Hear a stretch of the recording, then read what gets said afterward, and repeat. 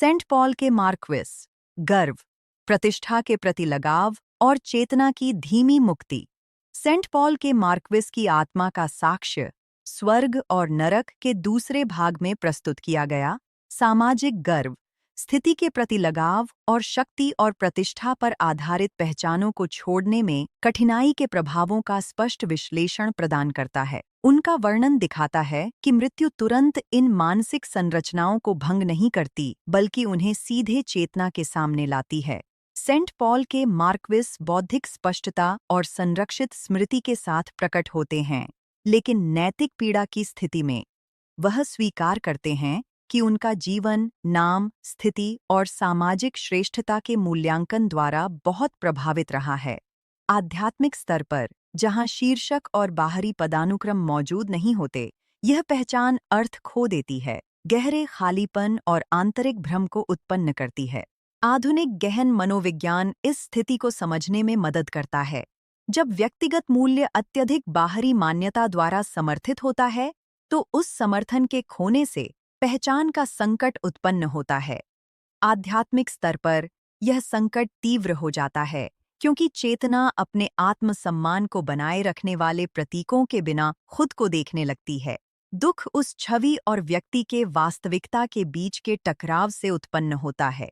स्पिरिटिज्म स्पष्ट करता है कि सेंट पॉल के मार्क्विस को स्पष्ट हिंसा के कार्यों के लिए नहीं, बल्कि लगातार गर्व और आत्माओं के बीच मूलभूत समानता को स्वीकार करने में कठिनाई के कारण दुख होता है।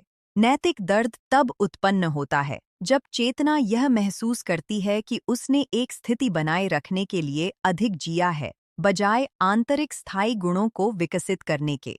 आधुनिक विज्ञान इस पढ़ाई को मजबूत करता है जब यह दिखाता है कि कठोर पहचानें, जो सामाजिक भूमिकाओं पर आधारित होती हैं, अपरिहार्य परिवर्तनों का सामना करते समय दुख पैदा करने की प्रवृत्ति रखती हैं।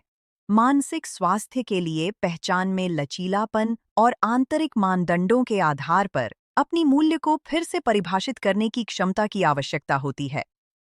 आध्यात्मिक स्तर पर यह लचीलापन और भी आवश्यक है। गवाही का एक और महत्वपूर्ण बिंदु विनम्रता के प्रति प्रारंभिक प्रतिरोध है। मार्क्विस अपनी स्थिति को बौद्धिक रूप से समझता है, लेकिन भावनात्मक रूप से वह श्रेष्ठता की भावना को छोड़ने के लिए अभी भी संघर्ष करता है। यह प्रतिरोध दुख को बढ़ाता है। आत्मा विज्ञान सिखाता है कि दुख तब तक बना रहता है जब तक चेतना उस चीज पर अड़ी रहती है जिसे वह अब सहारा नहीं दे सकती। इस बीच यह वर्णन एक मुक्ति प्रक्रिया की शुरुआत को भी प्रकट करता है। यह स्वीकार करते हुए, भले ही कठिनाई के साथ, कि सभी आत्माएं प्रगति के समान कानूनों के तहत चलती हैं, सेंट पॉल के मार्क्विस आंतरिक पुनर्निर्माण की दिशा में पहले कदम उठाते हैं। यह स्वीकार्यता तात्कालिक या दर्द रहित नहीं है, लेकिन यह आध्यात्मिक प्रगति के लिए आवश्यक है। स्पिरिटिज्म इस गवाही के साथ दिखाता है कि असली महानता न तो वंशानुगत होती है और न ही सामाजिक, बल्कि नैतिक होती है। आध्यात्मिक दुनिया में असली मूल्य केवल चेतना, विनम्रता और प्रेम करने की क्षमता का स्तर है।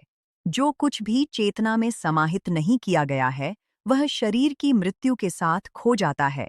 यह वर्णन हमें हमारी अपनी पहचान पर विचार करने के लिए आमंत्रित करता है। हम अपनी व्यक्तिगत मूल्य को किस पर आधारित कर रहे हैं? पदों, शीर्षकों, बाहरी उपलब्धियों पर, या आंतरिक गुणों जैसे नैतिकता, सहानुभूति और जिम्मेदारी पर? भविष्य का जीवन स्पष्टता के साथ प्रकट करता है कि हम वास्तव में कौन हैं, न कि हम जो दिखते हैं। संत पॉल के मार्क्विस हमें सिखाते हैं कि गर्व से डिटैच होना विकास के सबसे कठिन चरणों में से एक है, लेकिन यह सबसे मुक्तिदायक भी है। जब चेतना श्रेष्ठता के भ्रम को छोड़ देती है, तो यह सच्ची समानता, ईमानदारी से सीखने और आंतरिक शांति के लिए स्थान खोलती है। यदि यह गवाही आपको गर्व, पहचान और आध्यात्मिक विनम्रता पर विचार करने में मदद करती है, तो इसे लाइक करें, साझा करें और अपनी टिप्पणी छोड़ें। आपकी भागीदारी इस संदेश को और अधिक लोगों तक पहुंचाने में मदद करती है।